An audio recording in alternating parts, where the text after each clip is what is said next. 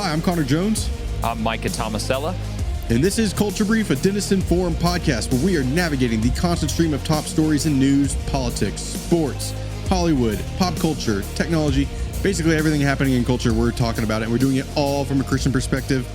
And Micah, I know we have a loaded show, but I just got to start off the top and say, this week, you are the second most important Micah in my life because I care so much about what happens with Micah Parsons and the Dallas Cowboys, our superstar player, and I just want somebody to tell Jerry Jones how to negotiate a deal with a star.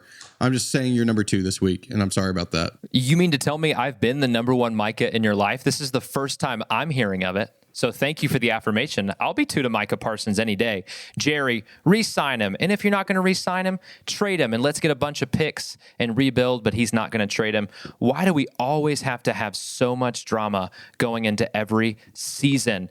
It's good for business, I guess you could say, but it distracts from football, and it's why we haven't won a championship in 29 years. Next. Amen to that.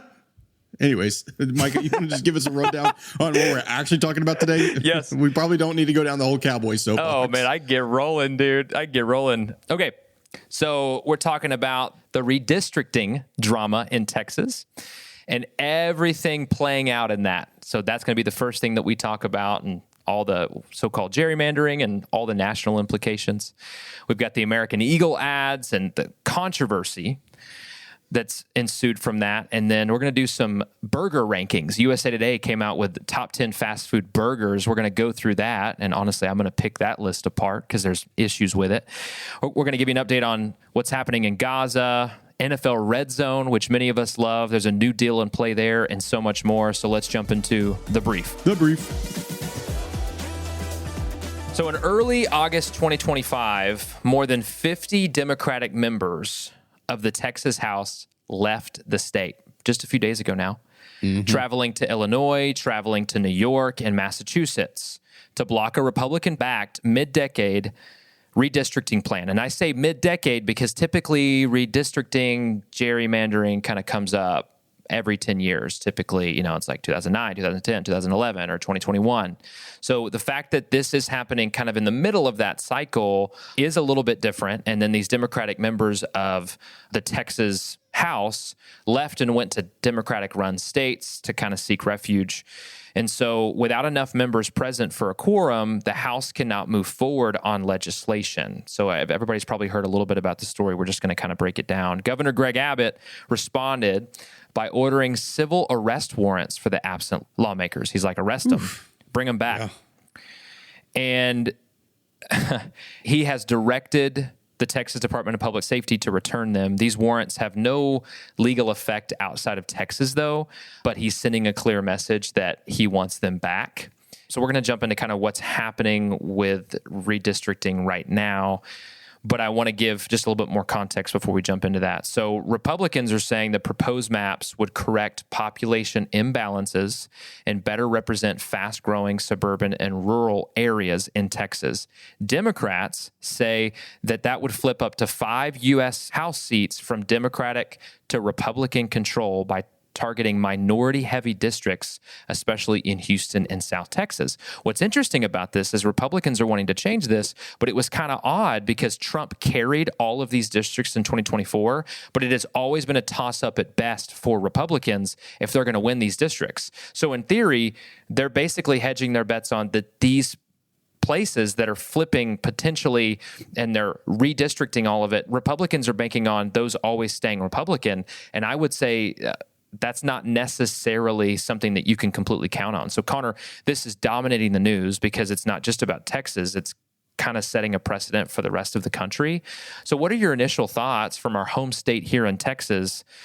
What could come from this? I mean, what have you been thinking so far? Well, first of all, I'm just like, why can't we just Texas stay out of the news? We just had one of the worst natural disasters in our state's history. And that's what I still feel like should be the focus here in our state, and schools coming back into session. And all we got to think about now is gerrymandering and where this plays out across the whole country. I have thoughts on gerrymandering in general, because if y'all don't know fully what a gerrymandered district looks like, just go look up maps of gerrymandered districts. And it just looks like these completely randomly drawn up districts that run along highways so that they can get to different suburbs and all of that, so that these districts are just focused on whatever party wants them to be focused on. So if it's the Republicans in power, they're going to draw crazy district shapes to make sure that they stay in power. Democrats do the same thing. It's a very popular thing up in Illinois. You can look at around Chicago suburbs and see these Illinois and Maryland. I'll go over that soon, actually. So this is not just a Republican thing. This is a political thing, and I don't understand it. I feel like they should just let us normal citizens draw some squares in our state. So basically, if you're kind of hearing this for the first time, Trump has pushed Texas Republicans to call a special session in Texas Congress to redistrict or gerrymander and basically change the maps that Connor's talking about that are being drawn out. And so in theory, if the momentum stays the same, there would be 5 additional House seats leading into 2026 that would go to Republican control. So that's why they're kind of rushing to do this. Which gives Trump more power in Congress for the second half of his term so that he can pass more things. Because right now there's a very slim majority in Congress, right? Like that's the bigger picture here. Am I understanding that correctly? Yes, that's correct. Is that there is obviously heavy fear from the Republican side that the House could flip Democratic. And, historically speaking, a president of a new party that wasn't previously in. So we obviously went from Biden to Trump, switched parties. The person who's newly elected typically loses one of the House or the Senate just historically. It happens. So Trump's trying to stack the deck to make sure that doesn't happen. But now Trump is kind of hands off about it. He suggested it, and then now they're not talking about it. He's like, you know what? This is getting a little hairy. I think I'm going to take a step back from it. Which is kind of unusual for him. But I also know for him, he's scarred by what happened back in, was it the 2018 midterms? When he lost the House and the Senate, and that's when they started to bring impeachments on him. So I think he's like, I want to make sure that doesn't happen again. So instead of focusing on just getting people reelected, he's like, let's just add some new seats. Right. Okay, so let me give a little bit of historical context on this. So quorum breaking is part of Texas political history. I'm just going to run through a few examples. In 2003, House Democrats fled to Oklahoma and New Mexico to stall a mid-decade redistricting effort led by Republicans. So again, this has happened before. That plan passed anyway and was largely upheld by the Supreme Court in a later decision in 2006. In 2021, Democrats in Texas walked out again, and then they went to California, and this time over election law changes. Actually, remember this, Connor. And then civil arrest warrants. Yes. That one backfired because they looked like they were on vacation in California. They went to California, and there was all these photos of them on the beach and, all this stuff. Yeah, it wasn't a great look. They did not go to those types of pretty states this time, by the way. And I think that's on purpose, right? And at that point, civil arrest warrants were issued again, too. But the legislation eventually passed once they returned. Quorum busting has been in Texas since the 1870s. It rarely stops legislation permanently. It just draws national attention, and it grinds things to a halt for a small period of time. So here are the pros and cons of this redistricting in general. And really, I'm just going to give the pros presented by Republicans and then the cons presented by Democrats, just the biggest arguments right now. So Republicans are arguing that Texas has grown significantly since the last census and that the current maps no longer reflect where people live. They say updating the maps now will improve representation and secure more influence for Texas in Congress. President Trump has said Republicans are entitled to the additional seats based on recent election results. Okay? Democrats, here's what they're saying about the cons. And Democrats are very united against this. They see the move as a partisan power grab aimed at locking in Republican control. And then they say it would weaken the voting strength of minorities and urban populations. Critics warn that breaking the norm of once per decade redistricting will encourage other states to retaliate, creating a constant back and forth where maps are drawn, redrawn for political gain based off of just who's in power. The problem is, I definitely understand that, but that's already happening. Whenever a particular party gets in control, they're going to draw it up for themselves to be as successful as possible. So that's already happening, whether Texas does this or not. This has already happened, and it's continuing to happen. And I'm not saying it's right with whoever's in control, right? I think that there should be a system, and I think that it shouldn't always just be based off of, okay, whoever's in control, you can kind of do whatever you want, right? There definitely should be accountability. I understand that. So here's the nationwide ripple effect of this. So what happens in Texas is already inspiring reactions everywhere, specifically in New York and California have indicated that they may consider their own mid-cycle redistricting to favor Democrats if Texas moves forward. Maryland and Illinois are also a part of this conversation. Republicans in Texas point to those states as examples of Democratic-led gerrymandering. So if we're using that word, gerrymandering, you can use the word redistricting or gerrymandering. In Maryland, the legislature overrode the governor's veto in 2021 to enact maps that courts later ruled as extreme gerrymanders. In Illinois, Democrats have drawn maps favorable to their party in multiple cycles, splitting Republican voters to protect Democratic majorities. Texas Republicans argue that if blue states have reshaped maps to gain advantage, then red states should do the same. Analysts warn, though, that no matter who's doing it, Illinois, Maryland, Texas, the list goes on and on. This leads to an ongoing cycle where districts' lines change every few years when they don't need to be changed, not because the voters are changing their minds, but because lawmakers redraw the rules of the game. That's the saying. problem. I can't stand this whole thing. Like, this is just not, they're finding their own workarounds.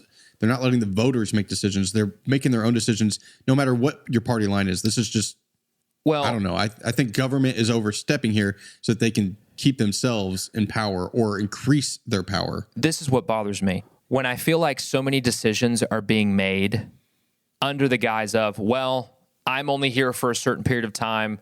We have to capitalize on this. There seems to be less and less regard from Democrats and Republicans on, I'm making this decision now because it's what's best for right now, and I don't care what the consequences are in the future. So this concept of gerrymandering and redistricting, the more that we keep doing this, the more prevalent this is going to become. And really, it's like Republicans are doing this, but eventually, a lot of people would say that this would never happen. But technically, it's like eventually, if Texas ever does become a blue state, a Democratic state, they could do the same thing. I guess what they could redraw it in their favor too. With these Democratic governors that are hosting these Texas senators and congressmen who have fled the state, they're hiding out in these, not hiding out, I mean, they're publicly out there, but they're hanging out in these Democrat states, Illinois and California. Well, not this time around California, but New York. I don't understand. Are these governors standing on a principle of like, we don't believe in gerrymandering? It doesn't seem that way. It seems more like they're saying, we'll just fire back and gerrymander our states to make sure we get more Democrats. So like, I'm trying to understand their principle here. I feel like maybe they should be saying, we don't support redistricting or gerrymandering as a whole.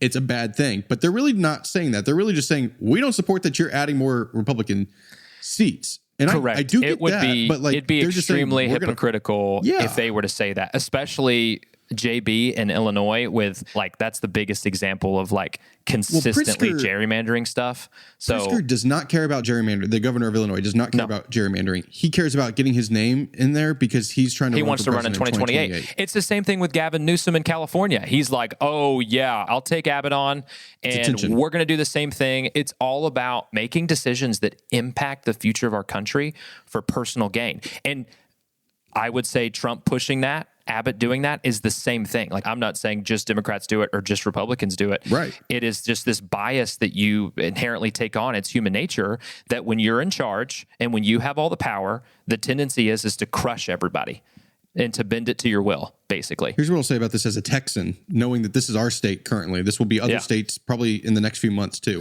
As a Texan, I feel weird about our representatives just bouncing, like just leaving.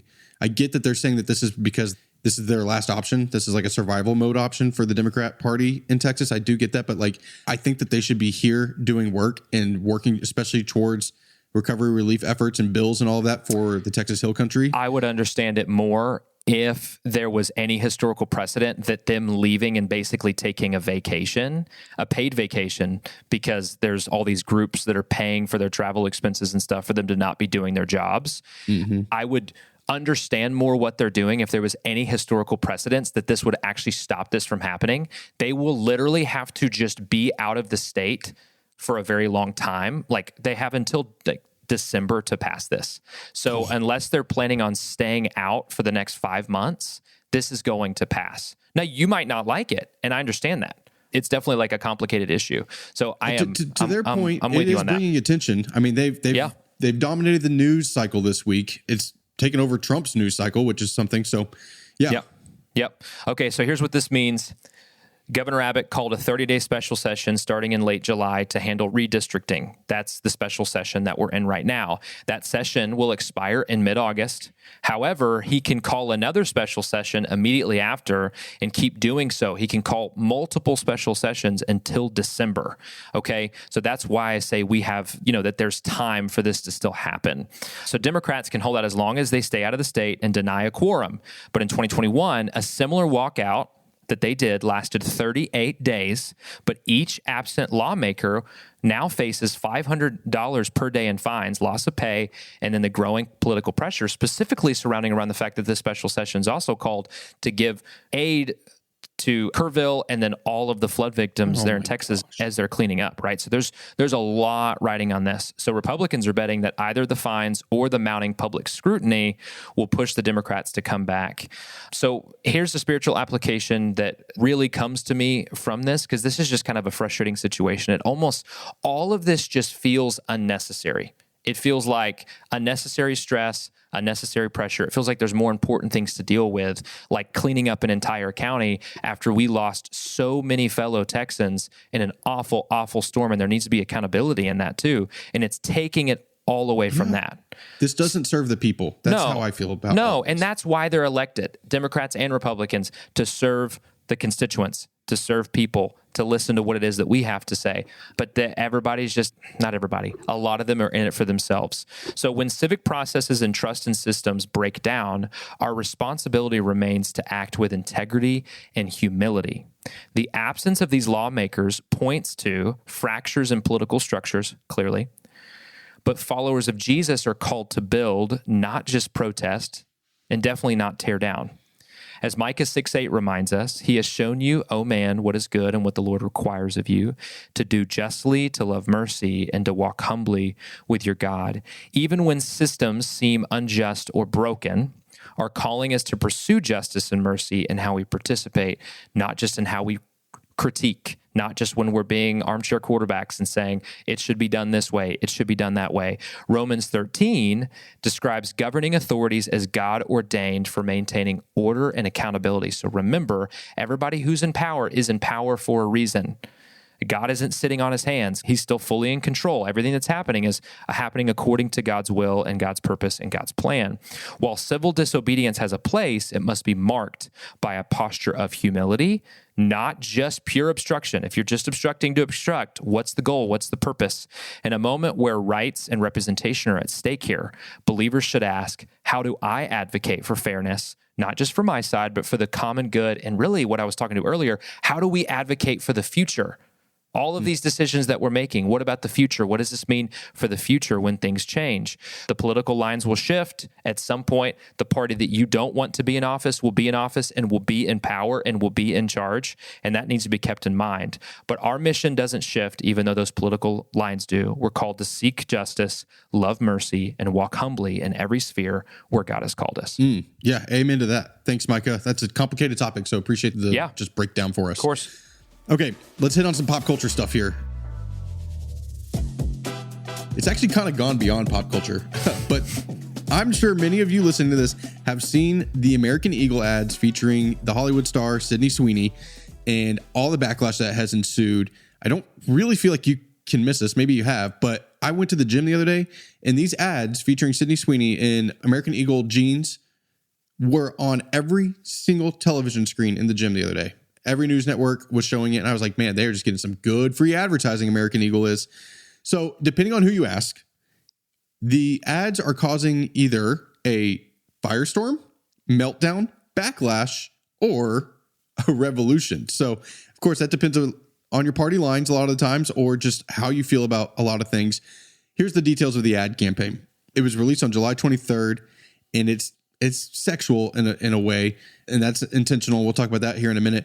But the ad is also a play on words featuring Sydney Sweeney. It's called Sydney Sweeney Has Great Genes, Jeans, but they're playing wordplay with Genes, genes. And she says in the ad, genes are passed down from parents to offspring, often determining traits like hair color, personality, and even eye color. My genes are blue.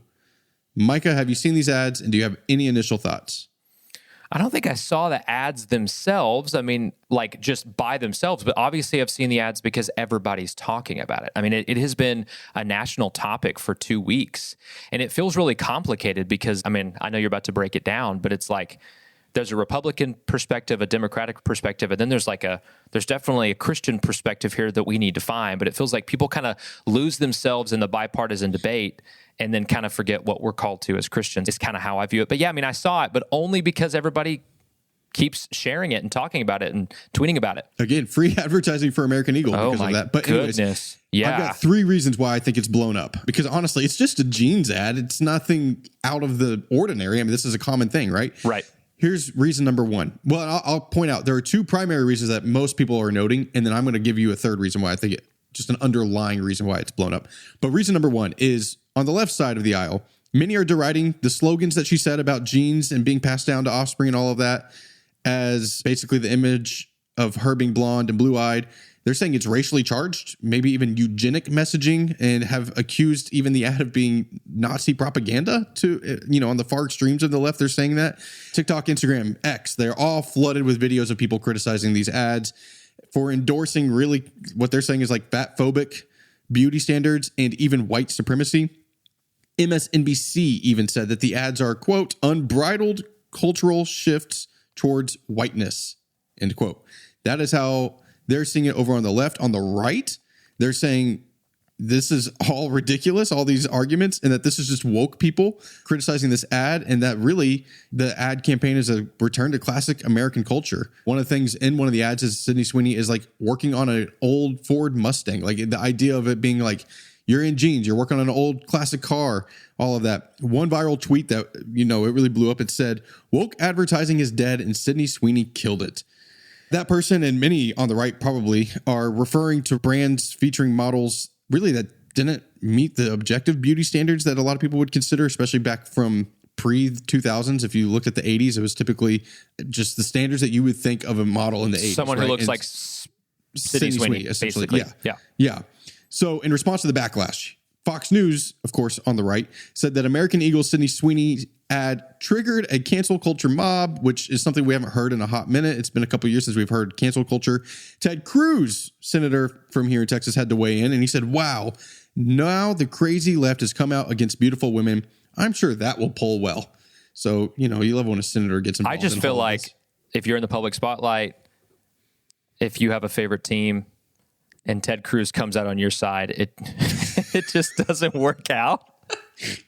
Every time he's in the stadium, every team he roots for, the other team beats them. Every person he comes out in support of, he's proven wrong. I mean, goodness gracious. Yeah. Maybe not who you want tweeting on your Maybe side. not Ted. Here's my favorite quote on this whole thing. I'm pulling this from Kara Kennedy of the Free Press. She said, for a few short years, ads had to buy into the fiction that anyone can be beautiful. Now the vibe shift is here. There was a time in the not very distant past when beautiful women selling jeans was just great advertising. But lately, the American public has grown used to a very different kind of ad, which tried to convince us beauty is whatever they say it is this week, such as obesity not being a health crisis, but being an identity. That era wasn't really about celebrating women. It was about neutralizing beauty, sanding down the sharp edges of desirability until no one felt left out and no one stood out. Whoa. Yeah, that's pretty good stuff. I think she's kind of hitting it on the nail of like where we were the past few years. And of course, the right, especially on Twitter, was fast to post images of like ads from 2020, 21, 22 of, what they call woke ads of typically models that would not meet the beauty standards of American culture, at least not from the past. And so they're juxtaposing that versus the Sydney Sweeney ads. And they're like, this is what Americans want more of. Micah, I would say that there's probably a middle ground here that recognizes some people are genetically blessed. That doesn't mean that there's like, I don't know, eugenics here in this statement of this ad campaign. But maybe there was a little bit of oversight. Maybe they could have used a different set of words, changed the marketing copy a little bit, and they wouldn't have entered this controversy. I would also say it doesn't really do brands or society any good to feature unhealthy models, right, if that makes sense, in order to appease a small but loud minority. And a lot of the ads that the right side has been showing is ads from a few years ago where it was like transgender models. And they're saying, we're done with that. We're now into the like Sydney Sweeney style era of advertising, right? And, I would also just say, I don't think American Eagle is sweating this really, because this has been a lot of, I guess, quote unquote, backlash against them, but they're also getting so much free marketing. Yes. And their PR team is probably like, whatever. We're not really worried about it. Their stocks have shot up. They did release a statement, American Eagle did earlier this week, and they said Sydney Sweeney has great genes, is and always was about the genes, her story. We'll continue to celebrate how everyone wears their American Eagle jeans with confidence their way. Great jeans look good on everyone. And yeah, like I said, they're definitely benefiting financially. Their stock. They doubled down, but it's almost like, okay, guys, they're just jeans. Right. You know, That's it's what like, they're trying to say. You know, it's like American Eagle. It's like, great jeans look great on everyone. Well, I mean, we're just talking about jeans. You just guys clothing. are reading way too much into this. Just clothing. Yeah. Here's what I would say has happened. American Eagle benefited financially. Their stock jumped 10% after the ad came out. And then Trump had to speak into it because video came out of Sydney Sweeney shooting tactical guns this past weekend. And then it also was revealed that she is a registered Republican in the state of Florida. And so Trump spoke about it and he was like, this is the hottest ad ever. And he was just talking about all of that. And he was like, I love Sydney Sweeney, everything. So then the stock for American Eagle jumped another 23%. So they're benefiting. Sydney Sweeney's never probably had more attention in her life, even though she is a famous Hollywood star. This is just upped her profile with a whole new set of Americans, right? Not just younger Americans. Yeah. But those are the main two reasons, right? Micah, I think there's a third reason here, and I'm taking some of this from Dr. Jim Dennison, who wrote on this whole You're about to give the earlier Christian perspective. There's the Democrat perspective, Republican perspective, and then now the Christian biblical perspective. Finally, get to it. Here's the main reason why this blew up. Sex sells. And I don't say that lightly. Like, it just, sex appeal is a big part of American culture and advertising, right? And Jim noted in his article, he said a study by the University of Georgia looked at sexually suggestive ads in magazines over a 30-year period. One of the study's researchers said that sex sells because it attracts attention. People are hardwired to notice sexually relevant information, so ads with sexual content get noticed. Now, that's not a new thing, and I don't really think that should shock us at all. We obviously live in a culture that has normalized sex in TV and movies and advertising. Yeah. Think about some of the Super Bowl ads you've seen over the years, even halftime shows on things, or any ads. You just see sexually suggestive stuff all the time on our TVs, or even walking through the mall. You can't miss the half-naked models of males and females just on storefronts, right?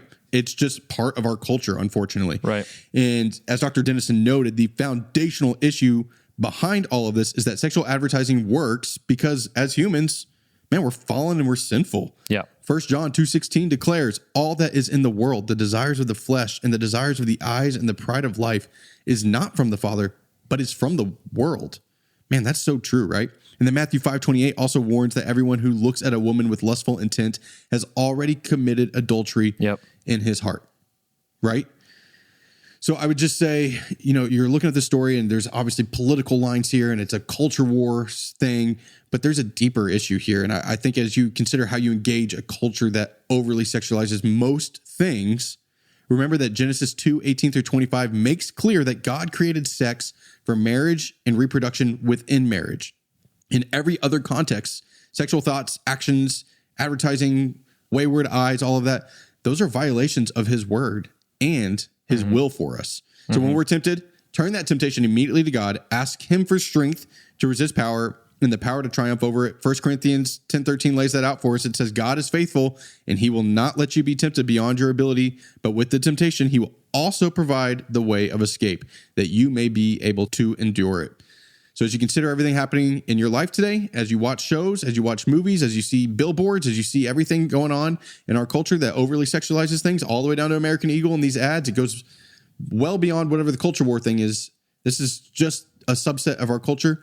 Cling to those truths today and remember that, man, God's got a much better plan for you in your life than anything that is sinful. That's just sexualized stuff. This is all other sin as well in our culture. Yeah, great breakdown, Connor. That has just been on the forefront of culture recently, and I just feel like you did a great job breaking that down from all sides. And you know, I'll just say to kind of back up your point, whether if it's sexual sin or any other sin, we've all tried in our lives to run from God, whether if it's for periods of time, whether if it's for a day, whether if it's been years. Maybe somebody who's listening is still running from God.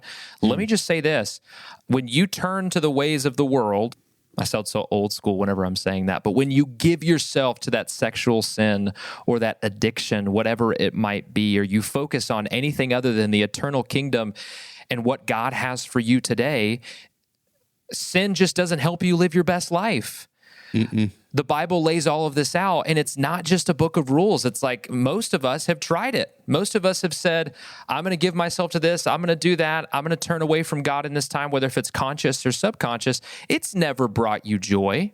It's never brought you satisfaction. It definitely has never brought me satisfaction, right? Nope. And so it's this concept of God isn't just laying out rules for the sake of rules. The 10 Commandments aren't there just to box you in. It's because God created you and built you for a purpose and made you in his image, and you have a unique purpose, and that sin pulls you from it, and you, in turn, end up having less peace, less joy, and less direction in your life. Yep. Yeah, temporary pleasures, man. When we talked about that last week with Hulk Hogan, right? He lived a life that had a lot of temporary pleasures, but it was towards the end of his life that he found true joy and satisfaction, and that's just true. Amen. Okay, well, let's jump into our game, our hot takes. And I think I'm going to kind of turn this into a hot take in the sense of, so USA Today released a top 10 fast food burgers from the 2025 Reader's Choice Awards. So nominations were made by USA Today. The 10 best editors in collaboration with a panel of burger experts then voted on by readers. How do you become a burger expert? It was this whole thing, and then it was like, it listed out these like 8 people who like, I guess just don't know what good burgers taste like. Ooh. And they were the ones who decided what was in this top 10 list. So the experts, who are the experts?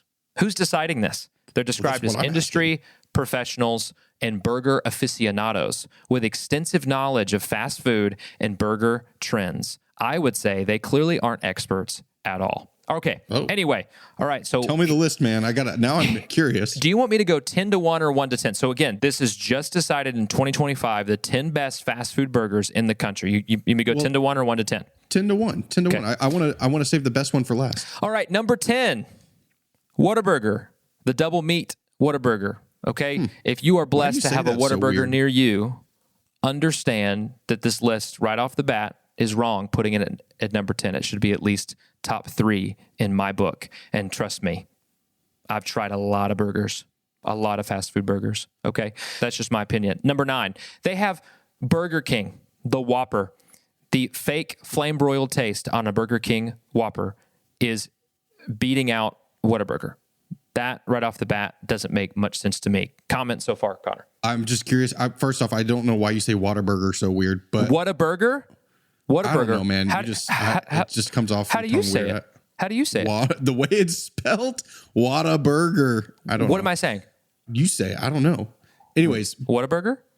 Yeah, I don't know, man. It just sounds weird. Is it too fast for you? Can you keep up? Burger King should not even be in the top 100. How did Burger King make it up this high?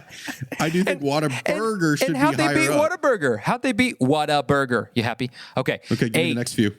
Number 8 is Freddy's. Okay, I do love Freddy's. I like those smash burgers, sure. Number 7, Shake Shack. Shake Shack is good, in my opinion, very overrated. And it's almost not fast food because it's like $13 for a burger, and most of the time you have to go in, at least the ones here in DFW.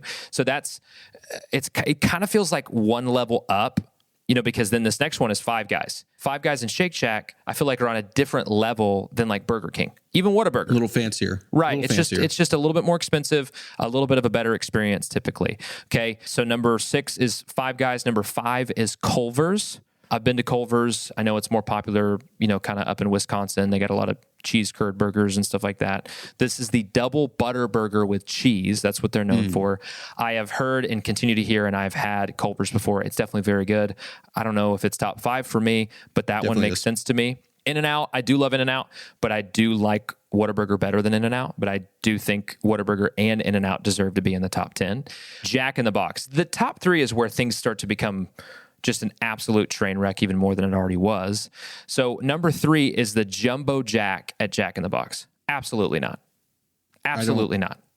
I don't know what to think here. If you're listening to this, have you been to a Jack in the Box in the last 5 years? It's been several years for me, but I just never remember the burgers being top 3 in the country. You know what I mean? For fast food in that category. And then the next one is A&W. There are very few A&Ws, I feel like, so I guess I can't judge as much. I just have a hard time believing that it's better than all of the places that I just listed. And then finally, the double char burger from Habit Burger is number one. I've never been to Habit Burger. I looked it up. It fills the east and west coasts, and it is not in the middle of the country at all. But they swear by it and say the double char burger from Habit Burger is the best fast food burger in the nation, but all the nation doesn't have access to it. But anyway, they say it's the best one. Well, I feel like maybe we need to just take a little trip to one of these locations. Maybe we can be like the Texas Democrats and just like bounce and just go leave. out. Let's do a live Culture Brief recording at a Habit Burger location and try it while recording. The picture looks good. It looks like a good burger, yeah, it does. to be honest. It does. I don't know if it's number one. It's just hard to read it and it be number one when I've never even heard of it before, you know? True. Let me tell you my initial thoughts here. One, I agree. Whataburger should be further up the list. I don't understand how Jack in the Box and A&W are up there. Culver's, man, let me tell you something. This past Friday night, went to Culver's for the first time in a hot minute. This is before I knew we were going to be talking about this list. I got the double butter cheeseburger and it was amazing. Wow. I literally sitting there with my wife and I'm like, this is an incredible burger. And I got the cheese curds because, it's so Wisconsin-y up in a Culver's. And then we got enough a root butter beer float makes with everything good, man. It felt like a great American summer night with my Culver's Butterburger and a root beer float. Double Butterburger with cheese curds and a root beer float. Goodness gracious. The European mind could never comprehend. Did you have to recover that next day, man? That would put me in a coma. Yeah, I was bloated. That's for feeling it. Anyways, yeah, this list is not great, but they've got some good burgers on here. It's a bogus list. These aren't real experts, in my opinion. Real Americans are the experts, and they are incorrect, and this is a bad list, and that's my hot take. There you go. Okay. Well, hey, guys, if you have thoughts on that, you disagree with us? If you've been to Habit Burger, send us something in and tell us what you think about Habit Burger. We want to know if you've been to Habit and if it's actually good. Please send it in to culturebrief@dennisinform.org or shoot us a message on Instagram at Culture Brief Podcast. You can follow us over there and also catch some clips of the shows over there. Yep. Michael, let's pop into check-in real fast before we bounce. Let's jump into the check-in section. Okay, so Trump fired Bureau of Labor Statistics Chief Erica McIntarfer. Yeah, that's a tough one. I've never heard that last name in my life. McIntarfer. Anyway, after a weak July jobs report and a large downward revisions to prior months, accusing the agency of bias and rigged data is what Trump said. The BLS, again, the Bureau of Labor Statistics, has faced recent criticism over pandemic-era methodology changes and then tracking errors. They've had staff cuts, things like that.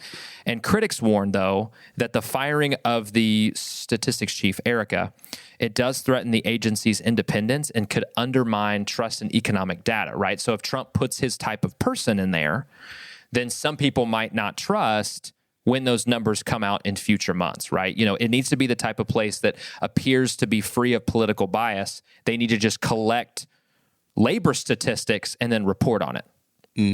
I don't have many thoughts there. I think it's kind of interesting, but probably should remain independent, as you're saying. Yep. Speaking of staff cuts, NASA has had staff cuts, but that's not stopping the interim NASA director, or really administrator, Sean Duffy. He's also over the Department of Transportation now under the Trump administration.